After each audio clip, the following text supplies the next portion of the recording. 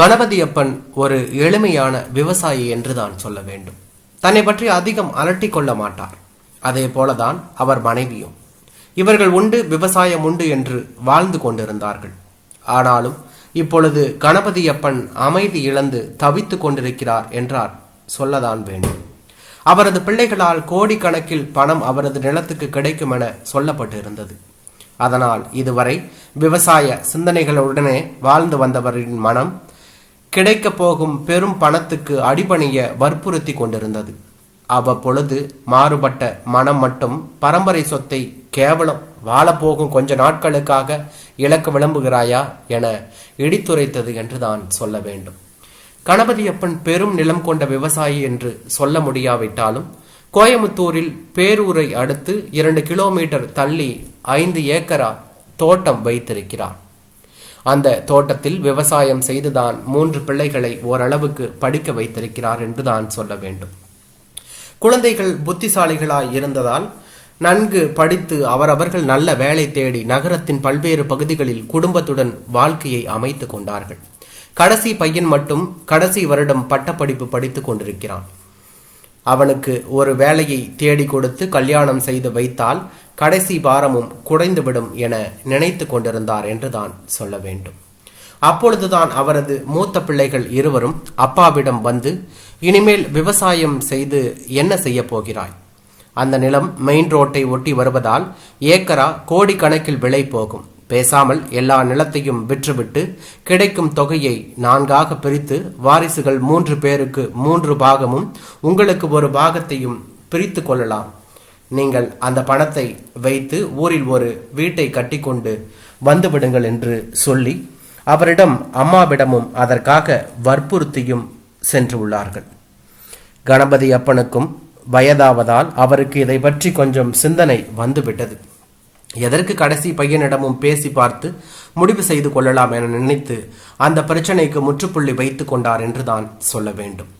ஒரு நாள் பக்கத்து தோட்டம் ராமசாமி வந்திருக்கிறார். அவருக்கு இவரது தோட்டத்தின் கிழக்கு பக்கமாக 3 ஏக்கரா நிலம் இருக்கிறது. கணபதி என்ன, தோட்டம் விற்கிற மாதிரி கேள்விப்பட்டேன். அப்படி விற்கிறதா இருந்தா வெளியாளுக்கு கொடுத்துடாதீங்க, எனக்கே கொடுத்துடுங்க, கூட குறைச்சி நானே முடிச்சுக்கிறேன் சொன்னவரை ஆழ்ந்து பார்த்தார் கணபதியப்பன். ராமசாமி, அப்ப உன் நிலத்தையே பயிர் பார்க்கறதுக்கு அழுத்துக்குவ, இப்ப என் நிலத்தை கேட்குறியே, எல்லாத்தையும் பயிர் பண்ண முடியுமா கேட்ட கணபதியப்பனிடம், என்னென்ன இப்படி கேட்குறீங்க? விவசாயிக்கு நிலத்துல பாடுபடும் போதோ இல்லை அதுக்கான வெள்ளாமை கிடைக்காத போதோ புலம்புறது தான். அதுக்காக நம்ம தொழிலை விட்டுட முடியுமா? இவருக்கு மனதிற்குள் சுருக்கென்றது. சரி ராமசாமி, நான் விற்கிறதா இருந்தா உங்ககிட்ட சொல்றேன் விடைபெற்றார் ராமசாமி. மறுநாள் நாகரீக உடை அணிந்த ஒருவர் கணபதியப்பனை தேடி வந்திருக்கிறார். சார், நாங்கள் இடத்தை வாங்கி அதில் வீடு கட்டி விற்கிறவங்க. நீங்கள் இடத்தை விற்கிறதா கேள்விப்பட்டோம். உங்கள் இடத்தை நாங்கள் வாங்கிறதுக்கு ரெடியாக இருக்கோம்.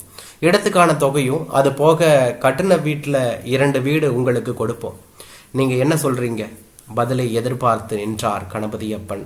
ஆடி போனார். இன்னும் விற்கலாமா வேண்டாமா என்று முடிவே செய்யவில்லை. அதற்குள் எத்தனை விசாரிப்புகள்! ஐயா, நான் இன்னும் விற்கிறத பற்றி முடிவே பண்ணலைங்க. அப்படி ஏதாவது செய்யறதா இருந்தா உங்களை பார்க்குறேன். விடை கொடுத்து அனுப்ப முயற்சி செய்தார்.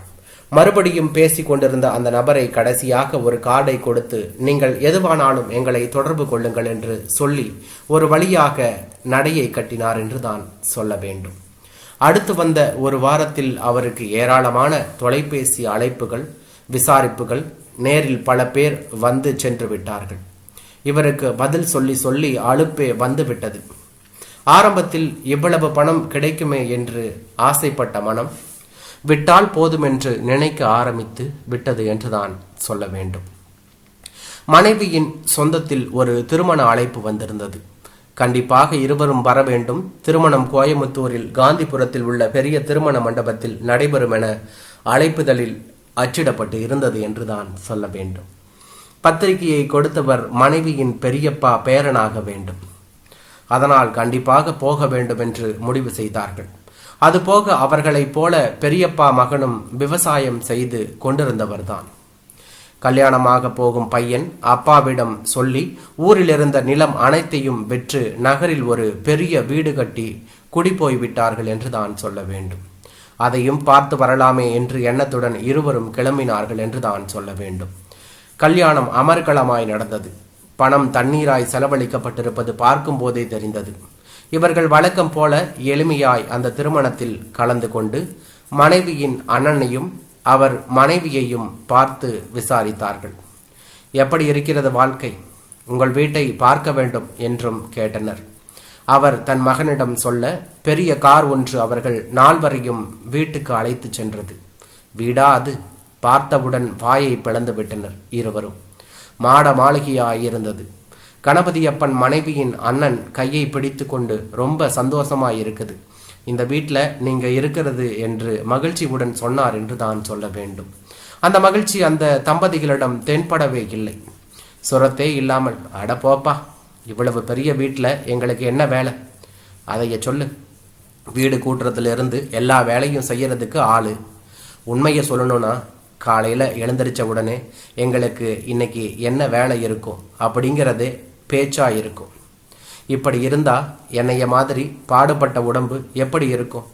கொஞ்சம் யோசிச்சு பாரு.